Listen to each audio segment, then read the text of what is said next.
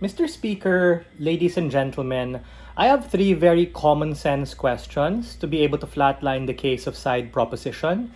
Pick one of them. That was going to be my point of information to DPM, but they unfortunately didn't take one. Number one, on average, do platforms like Facebook or Reddit contain good advice? Number two, are people, on average, especially those who go to social media to solve or seek solutions to their problems, do they have critical thinking to be able to discern and filter through all of these things?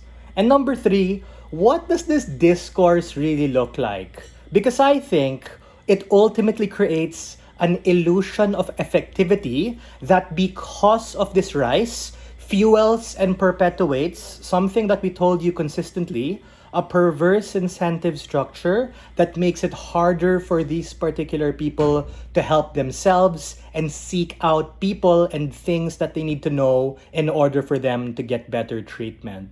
Side proposition loses this debate for three reasons. Number one, their case is quite assertive. Because of this rise, it normalizes these kinds of things, which reduces the stigma, and as a consequence, you have more opinion, and more of these things are good because you can relate with, I don't know, some 57-year-old from Sweden who identifies in the same thing that he does because he commented on your Facebook or Reddit post.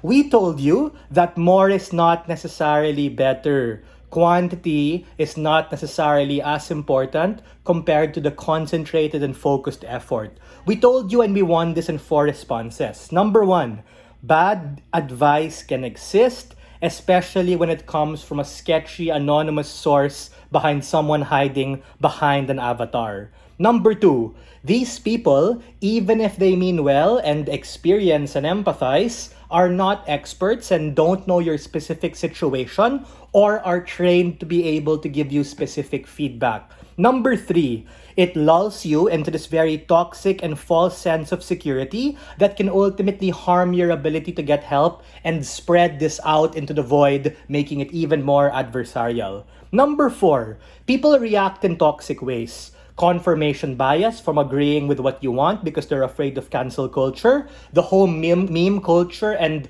dark humor making fun of these things very personal to you, or because of this desensitization, the framing they gave you, people are probably just gonna fuck off and not want to listen to it because it's so toxic and they rather look at IG Reels and TikTok memes.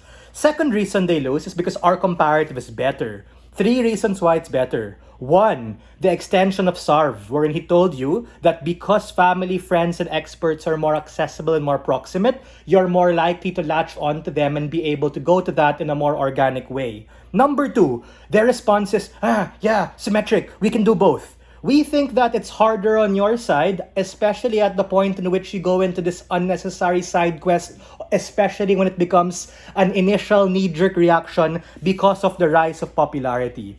Thirdly, and most importantly, how does this discourse really look like? It's likely to lead to people becoming desensitized and not taking things seriously, and this ultimately forming a false sense of help even if people come with a good intention. Because their side is predicated on more is better, and their side is predicated on familiarity is always good. But ladies and gentlemen, similarity does not always mean that the solution or what worked for you will work for me, especially when you don't understand my complexity and lived reality.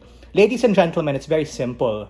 The risks, as what we've told you because of the rise, are likely to outweigh the harms, and on their side, these people who they claim to care about are less likely to be able to take the steps to get help and be cognizant of the reality, very proud to stand on side negative.